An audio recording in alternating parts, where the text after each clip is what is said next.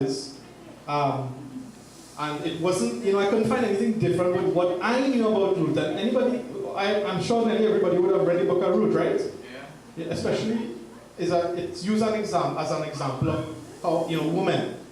But I saw maybe a few things that I want to mention here today. So, after I seek God wisdom, because I say, Lord, I really don't want to not talk about Ruth. I really want to talk, I don't want to skip past in the Bible that may be relevant to what we need. And I know that God has something in His will, But sometimes we can't see it. Sometimes it's hard to see it. Maybe it could be heart not right, maybe it could be, you're just mentally tired and so forth. But at first, as I said, I didn't see what was going on here. And once again, God transformed Himself into the Word of life. This is the Word of God. And I think most of us know the story about Ruth. And so this morning, I will be going through some of the highlights that God pinpointed that was remarkable in this conference. Say remarkable. I'm going to tell you something. In science, when you hear the word unremarkable, that's when you have to say thank God. When you hear the word remarkable, you have to go and Google up what science telling you. When you get a result and it says remarkable, go and read what it says. If it says unremarkable, you're safe. If it's remarkable, you have to check it up before you say you're safe. But it's the opposite way around with God. When He says something is remarkable, it is remarkable this morning. That's the opposite of God sometimes too. And when He says it's unremarkable, well, I don't think anything in the Word of God is unremarkable. But coming back to the point. So, it is also a hope, I hope, a nice break from hearing the stories of war, etc., that we have gone through previously. So there's this man by the name of Elimelech. These names different from my names. I know Shelley, I know Abigail, all these Lex and so forth, it's totally different. But nevertheless, people are people in a way when you think about it. Yep. Right? And this man named Elimelech, who had a wife whose name was Naomi, I could pronounce that. And they both had two sons, Mahlon, but that's all like Trinidad and Tobago. Mahlon and Chilion. I don't know Chilion. Take a chip. Chilion. Right? Take a chip. All this happens, of course, in chapter 1 as we go through Ruth very quickly. And what happens is Elimelech dies, and Naomi is left with her two sons, Mahlon and Chilion. And they stayed in Moab for a period of time. The sons took women of Moab to be their wives. One was named Orpah. I thought it was Oprah when I see it first time. I said, wait, have an Oprah in the Word of God. I was wrong. Really wrong. And then the other was named Ruth. But somehow, both sons died within 10 years of getting married to them. And Naomi was left with only her daughters-in-law. Or daughters-in-laws. If you want to put it like that, I don't know. When this happened, they left Moab and they went to return to the land of Judah. And before they returned, Naomi in verse 8 releases them and blesses them to return to their respective homes. And why Naomi did that was because the husbands had died. That was Mahlon and Chilion. But we see in verse 10, so I jump in very quickly, that the daughters had deep loyalty towards Naomi. Because they said, surely, this is in verse 10, surely we will return with thee unto thy people. Right? But Naomi continues to discourage them in 11 and 12 on the basis that she has no more sons for them to marry. And understanding the dynamics of the time, this would have been like a sentence to poverty when your husbands died. Because the husbands was like the breadwinners. And that still happens sometimes here, but not as much as before. And so, the women had lost their husbands, they had lost their breadwinners. And that was, as I said, nearly direct indication that they would have gone into poverty at that point in time. And so, when Naomi told them this, But I realized in the Word of God that the daughters-in-law, they wept. And we also hear in the process that, well, I'm not too sure. I mean, dynamics nowadays, when, sometimes the daughter-in-law and the mother just have problems there. Amen this morning? And that's why it shocked me when I read it. When I read it, it was like so different. It was so different because, we always have that kind of space. Well, not always, but plenty of times you have a space between the in-laws to a certain extent. Not in all cases, but usually the dynamics between the mother and the daughter-in-law tends to have a challenge in between and so forth. And in the process of all that I'm talking about, we see Orpah. She kissed her mother-in-law, Naomi, but Ruth clave onto her. So at first she said that she was going to, stay with Naomi. That's Orpah. But then she kind of, when Naomi encouraged her, keep on encouraging her, she said, well, all right, I will go back. I will go back, right? Well, I can talk about, that could be like a temptation too sometimes, but we ain't talking about temptation this morning. So anyways, but we saw a difference with Ruth. Ruth claved onto her, which means that she hung onto her like that. She didn't want to leave. All right? And in verse 16 and 17 we read, and if you open the Word of God, you can read this little part here. And Ruth said, entreat me not to leave thee, or to return from following after thee. For whether thou goest, I will go, and whether thou lodgest, I will lodge. Thy people shall be my people, and thy God my God. Where thou diest will I die, and there will I be buried. The Lord do so to me, and more also, if aught but death part thee and me. And when I read that scripture, I know this scripture, but that scripture touched me. Because when we get married, that's kind of like what we just say to the one that we love when we get married. I would have told my wife those kind of vows. But yet we see in this case that she had taken that vow one step ahead. She had taken it more than just direct love. I love my wife, and so I promise that to her. But may I promise that to the rest of the family? Once the wife, God forbid something happened to the wife, I said I cut it off one time and gone. But we see something different about this woman. This woman took a vow, and she stood by that vow beyond what maybe the usual person would take that vow for this morning. That is, I tell you, I can talk about so many different topics in the process of this little bit of 4 chapters, not even 4, 2 chapters that we're talking about here this morning. But you see a good value here. And no words, I think, from me could express the good value that we see in Ruth from in the start. We saw good values in the Ruth. And so these verses really touched my heart. And I saw a sense of loyalty and devotion. Would you say that is it? Yeah. Those are the words, loyalty and devotion, here, that it really, really astonished me. I'm sure it is easy to perhaps see this when we see this in a literal context, sometimes regarding our family. But I saw a somewhat parallel metaphoric meaning here. You see, you have to understand who Ruth was. Anybody know who Ruth was? The Bible just said, and I just mentioned who Ruth was. Ruth came from where? Ruth came from Moab. Now that is a little jolt already there. The fact that they told you where Ruth came from.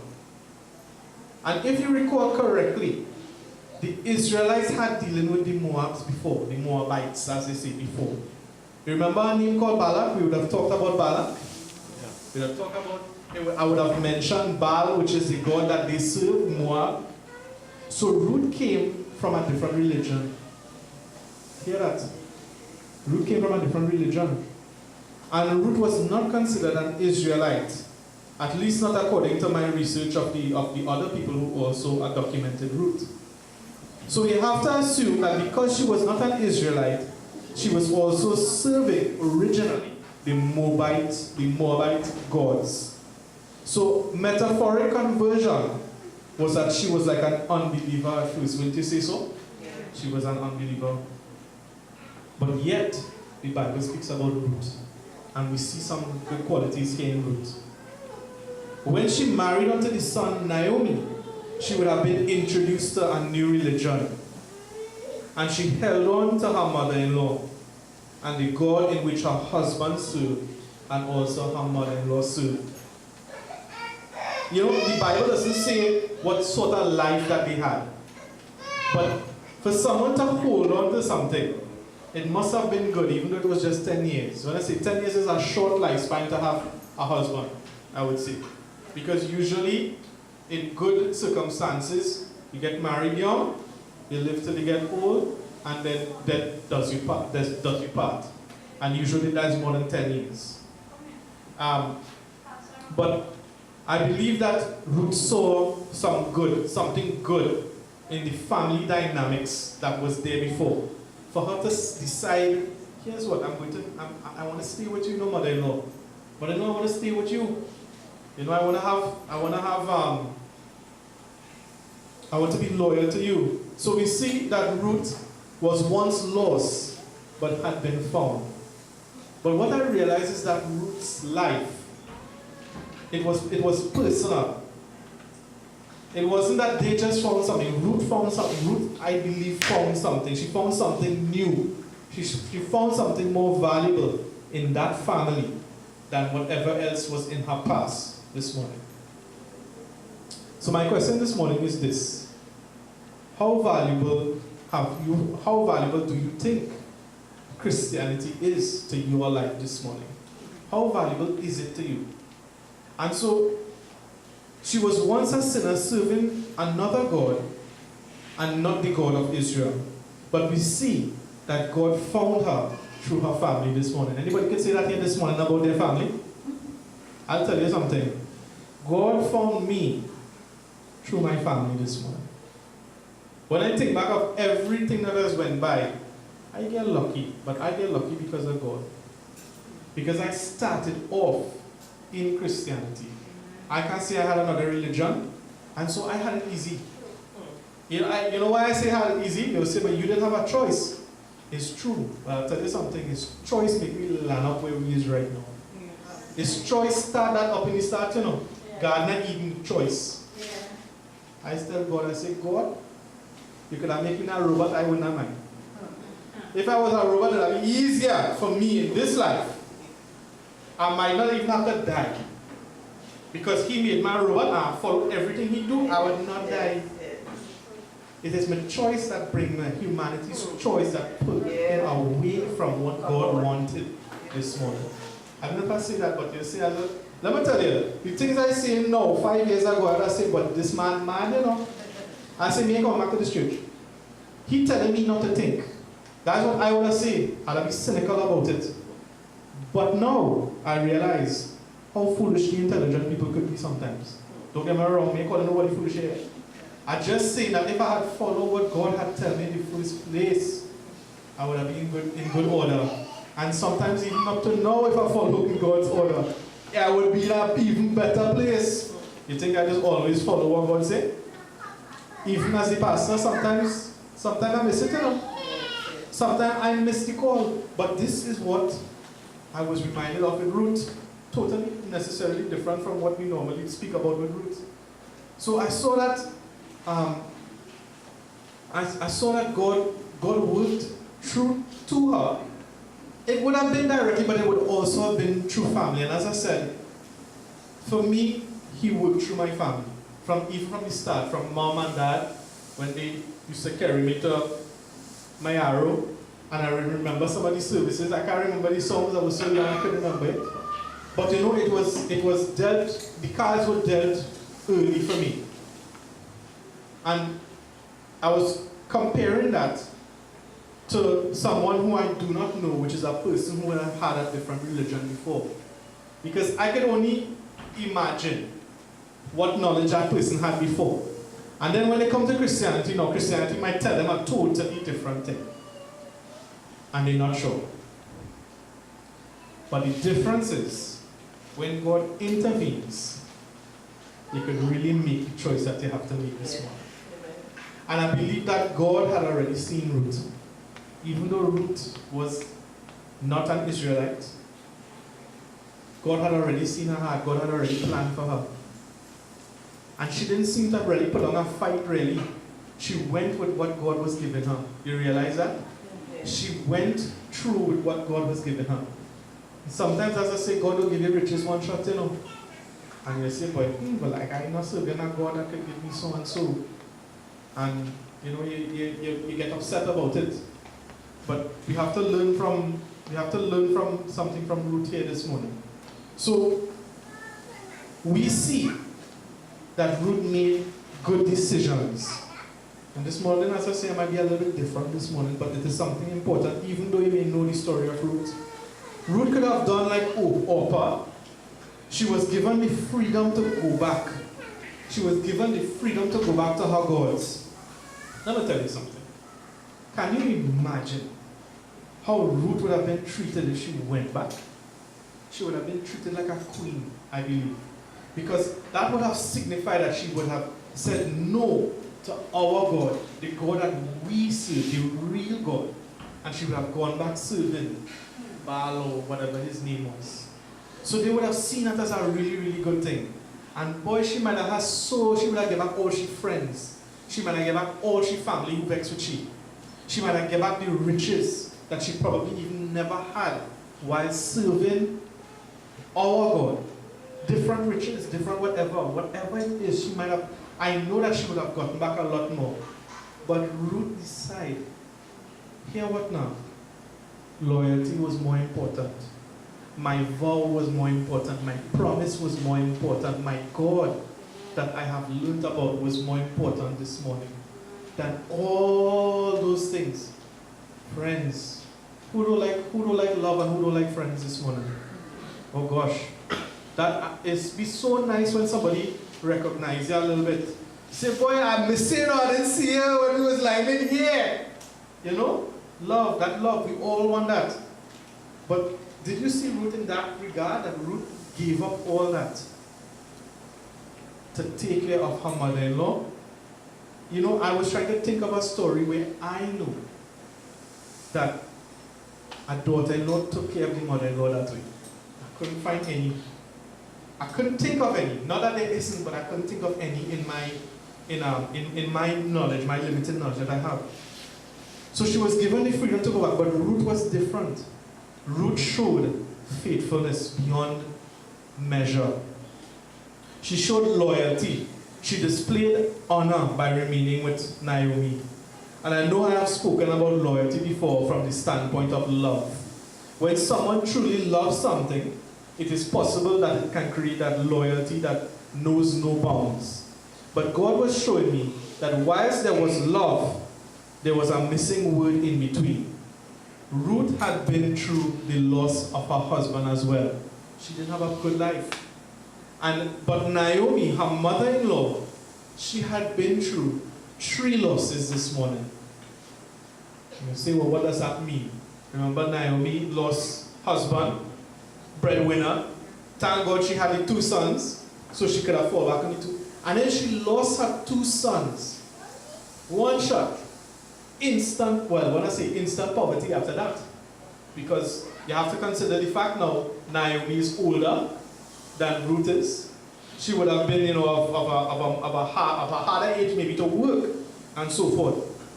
And the Bible, it doesn't mention the word compassion, but the Bible doesn't need to mention it to mean it this morning. Ruth clearly felt compassion. She felt compassion for her mother-in-law who had lost her blood family.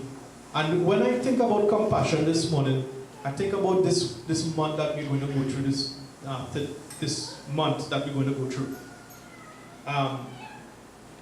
While some of us are very blessed and comfortable, there are people who are not going to be comfortable. And it's a pity that sometimes we remember it only at Christmas time. Because really and truly, it's not just Christmas time that people are uncomfortable. They're uncomfortable throughout the year. And Compassion is sometimes the part that that goes a little extra, the little extra way when it comes to our hearts and when it comes to giving to someone who is not, not capable of taking care of themselves this morning. And so when this word of God came to me, it came very subtle, but it told me that I have to also remember compassion. I just remember it because of Christmas, but we need to remember that compassion for those outside there throughout the year this morning. And so the Bible doesn't say this either, but if Ruth wasn't with Naomi, how would Naomi have taken care of herself? So it was her love, it was also a compassion. She looked at her mother-in-law and she said, you know what, boy, she can't fend for herself, She might be able to fend for herself. How much daughter-in-law and son-in-law doing that now? I asked the question, I ain't say nothing other than that. How far will they go when things are hard, not when things are good? When things are good, you could kill the fatted cow and share it among everybody. But when things are hard, you might have to take one organ of the cow, which is maybe the one that doesn't taste too good. The liver, some people like liver, I don't really like liver too. But you might have to take that liver and cut it up in piece by piece and feed that to your children. Feed that to your son-in-law. Feed that to, and sometimes it's in that challenge you really know if there was love and if there was compassion. Because love and compassion, you could still filter it out there. Now I start to realize, compassion is when you really have it deep on the inside. Love, you can have different type of love. You can have a love, hey, partner, if I give you $1,000 today, you go put a passport, you get the passport. Boy, I love you, You know that kind of love? Yes. You see, that is love, but that might not always be the kind of love I'm talking about. But compassion, it kind of defines what the love is. Because with compassion, you know that that love is going to go deep and maybe beyond.